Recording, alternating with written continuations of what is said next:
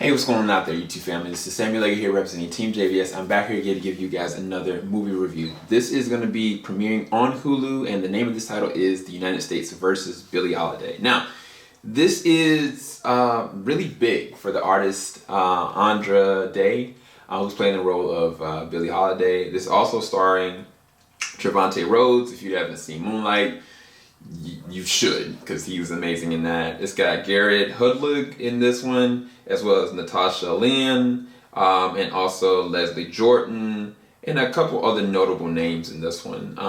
Tyler James Williams actually was also in this one as well. But as far as the synopsis reads, it follows Holiday during her career as she is targeted by the Federal Department of Narcotics with the undercover sting operation led by the black federal agent Jimmy Fletcher, with whom she has a tumultuous affair. Now, this is the thing about this. I've gone through a couple different movies this year already, between this year and last year. Well, movies and shows, I should say. I mean, first, I think I looked at the Comey Rule and kind of seen what happened with Comey in regards to everything with the past 8 years. Then I looked at Martin Luther King / the FBI. I looked at Judas and the Black Messiah. Of course, I looked at the trial of Chicago 7. I mean, honestly, each one of these, in some way, shape, or form, those specific films, not necessarily the show, has like people of color that have amazing influence, that have been basically ambushed, cornered, watched, probed, and dare I say, not necessarily abused, but, been put in a bubble, in a box by the Federal Bureau of Investigation, or like the government in general. And it's hard to hear and watch, I'm going to be honest with you guys, especially for me, especially like the Martin Luther King FBI one was really rough. With what happened with Fred Hampton, with the Judas and the Black Messiah, as well as the trial of Chicago 7. And in addition to that, it's overwhelming, because this is another case of the same thing.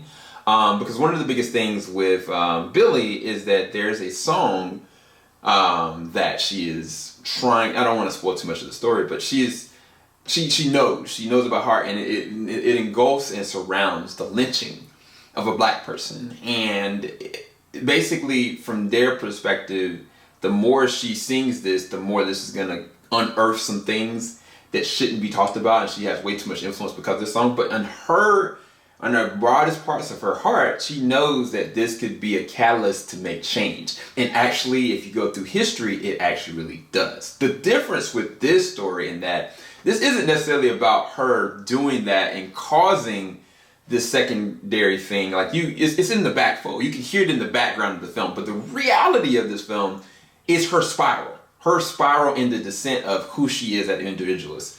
They show different levels of her past, how she was raised, how she came up, and they keep going back and forth in time sometimes, where it's kind of like she makes this decision for the wrong reasons, whether it's for drugs, whether it's for a man, whether it's for money, and all of it is to try to heal. She doesn't know how to feel about who she is, what she is. She just knows that she's been given this gift, and it's her God-given right to do it, and everything around her is trying to rip that away. The problem in the core of this film is that she herself is her worst enemy, even more so than the people around her. It's not even so much her voice, and there's a line that's at the end that Trevante's Jimmy says, but basically to the government, is that you're scared of her because she is, who she is, what she is. She's strong, she's beautiful, and she's black. And I mean, that's true. That is true to form that that she is very strong-willed,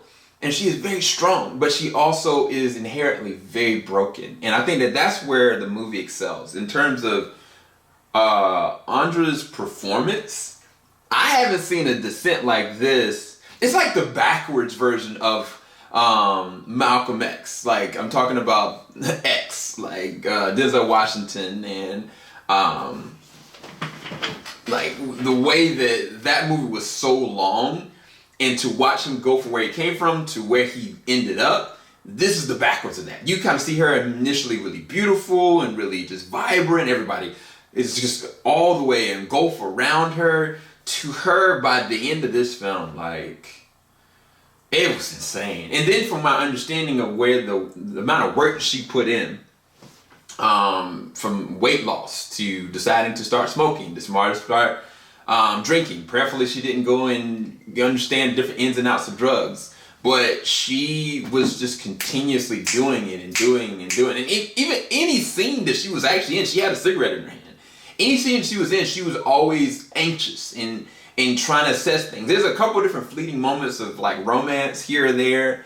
But as far as how she commands this character in this film, she's amazing. And honestly, when I was going and doing like some of the things, like comparisons with other people that did some amazing acting this year as well, like Olivia Colman with The Father, as well as Zendaya with Malcolm and Marie, and then her with this one. I mean, she definitely is in my top 5, easily. It was just like kind of the difference with Zendaya with Malcolm and Marie is like she just poured out her soul emotively and just acting, whereas Andra is acting and giving it everything. Like, she is literally doing all the work, and you can see the amount of work she's doing to cultivate this character and this performance. It's amazing. Like, I'm not gonna sugarcoat that. As far as the film feels overlong. Film's not bad.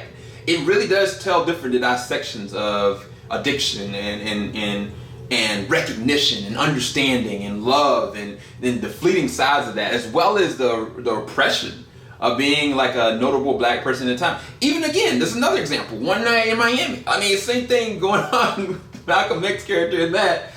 Same exact like struggles and ties. And even if you go and look on Netflix and what happened with Sam Cooke, I mean, there's a lot of this that it's overwhelming me, and kind of like watching this after the fact, I was just like, oh my gosh, this is a lot. But it is really good. It's actually really good character moments. There's some fleeting moments. There's some sad moments. There's some joy. I'm not gonna say, I don't feel like there was any joyful moments in the film, to be honest with you. There's some funny moments, but I don't think there was any joyful moments. It really wasn't. Like, each time there was a little bit of level of joy, it came with a cost, or it came fleetingly. And so it made each scene transition just all the more harder and unbearable sometimes to watch. It was kind of like, I felt like this should have been a series maybe, and kind of broke it up in 2 different parts. It would have hit a little bit differently. But I'm not saying that it wasn't directed. I think that the actual director, Lee Daniels, did a good job with it. It's just, it hits you too much at once, all the time. Never a fleeting moment of relief.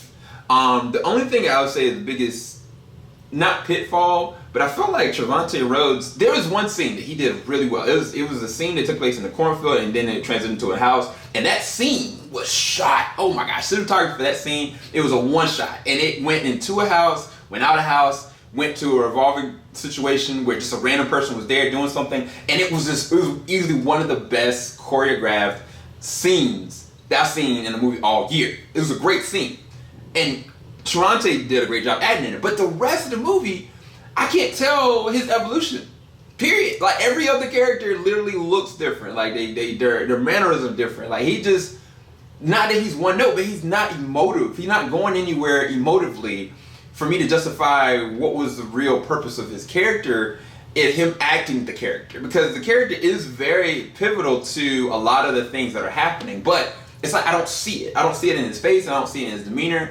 It's just really, it stays consistently the same. But there are moments where he is emoting. There are moments where he is angry. There's times where he is passionately feeling something. But other than that, it's just kind of like, it kind of feels fleeting. And also with Jared Hoogland, I feel like he was just kind of there to be the guy in the background, like, yeah, go get that. Take care of that. Take care of that right now. You know, it wasn't anything there. Versus like something like the Trial of Chicago 7, like the people they utilized to do that role, like, you felt it. Like, it wasn't like, and not to say that they have to kind of like jazz it up or Hollywood it up, but it's kind of like, I don't know. It just kind of felt fleeting. The film itself felt more fleeting than the performance that Dave gave. She was amazing. I'm not knocking that at all. And the film wasn't bad. It was not it didn't connect with me as much as some of the other films that I even just named today.